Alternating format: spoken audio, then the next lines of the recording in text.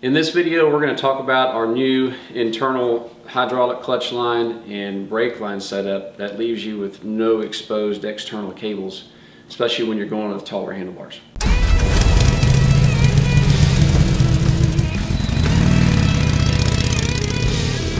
All right, here they are. This is a set of 20-inch hell bents. We've got it all pre-wired up, plug and play connectors, heated grips. These are the factory heated grips that came on this bike, and our new internal line setup. So now that we have hydraulic clutch, and obviously brakes have always been hydraulic, we don't have any physical moving cables like the old style throttle cables and whatnot. We can run these lines internally because we're only moving fluid. So we ran these lines inside, and these bars being so tall, we're not going to have an exposed clutch cable or an exposed brake line sticking up above the fairing. It's all going to go in nice and tight and clean, and all you're really going to see is just this little black line right here attached to the master cylinder, and the rest of it's going to be just clean and smooth all the way down. So we're going to show you how to put that on, put the fittings on, and how all this mounts up, and then obviously how clean it looks at the end.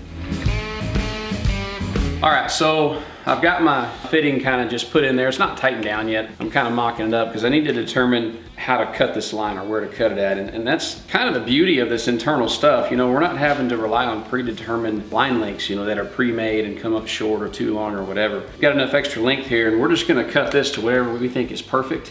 And then we're gonna put it on this compression fitting here and tighten it down, and it's done. Super simple to do. But in doing so, you know, you can cut this stuff with a pair of wire cutters, dikes, whatever. But what it does, if you look at that end right there, it kind of smashes it down. If you do it like that, you want to stick something in there and just kind of open it back up and round it out. That way you get maximum fluid flow. Or if you have the room to do it, which in this case we do, I'm just going to use this little plumber's tool here, put it in there and cut it off like I would a piece of copper pipe or something. Just run that around. Tighten it, run it around, tighten it. And this just gives it a little cleaner cut and doesn't smash the tubing, you know, like a pair of wire cutters does. Okay, now I've got a much more round, concentric cut. Go around my burrs out right there. And it's just got a nicer looking hole right there. Then we determine our line length, which in this case, I've got to run this piece down in between these two connectors, so I pulled that one off, but it's gonna go down here like so. I'll give myself a little bit of extra. I'm gonna go ahead and cut this off, and I'm gonna come back and just cut it with one of these, just to make a little cleaner cut for myself. There we go. Now it's ready to go in my fitting, but before we do that, we're gonna take this back off, go ahead and tighten everything up down here, and then we'll put it back down there and do our final tightening on the banjo bolt. You see how this is straight and that's tapered? This fitting only goes one way. This straight part right here, which is also the smaller diameter versus the tapered, that goes into this fitting there. If you look down in there, it's nice and sharp, and that'll fit down into there, and then the tapered portion goes into here, that fits in there like that. And that's how it seals. Put that on first, and we put that on. And we seat that all the way in there as far as we can. We're gonna rotate it like so that we're not binding anything up. Go tighten her up.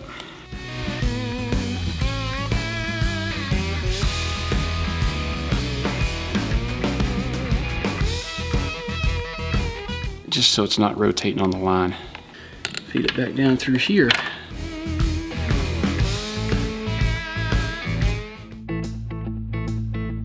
Okay, so now we're gonna do the exact same thing for the clutch. We're gonna go ahead and just kind of put that in there. It doesn't have to be tight, just kind of get it in there. And then we're gonna cut this line to length and then put it onto our fitting down there, and then we'll come back and snug everything up. And from there we can go up top and hook up the master cylinders.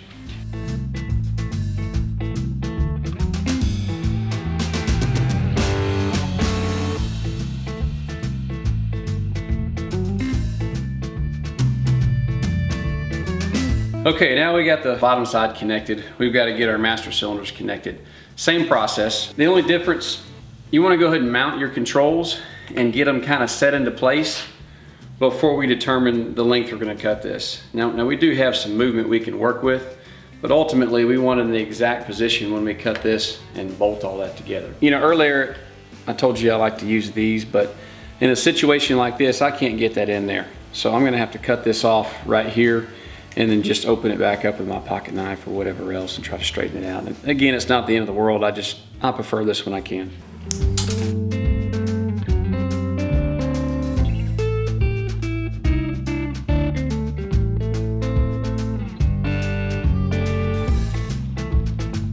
Okay, so that's all there is to it. You want to make sure this line is seated up into here.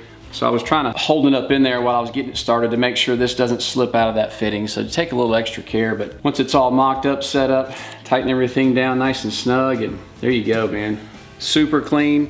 We don't have any cables hanging out, flopping in the wind. It's ready to rock and roll.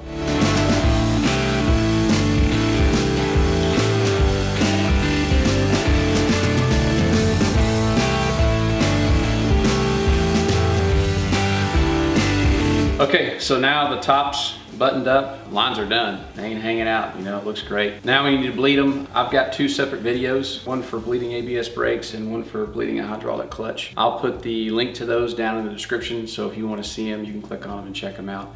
All right, folks, thanks for watching. I hope this video was helpful for you. If you have any questions or comments, please comment below, and we'd love to hear your feedback. If you have any videos or topics you'd like us to discuss, please let us know that as well. We'd love to do some more videos for you. If you want to see the latest releases of our videos or our channel, please hit the subscribe button and go ahead and give us that thumbs up. Thanks for watching.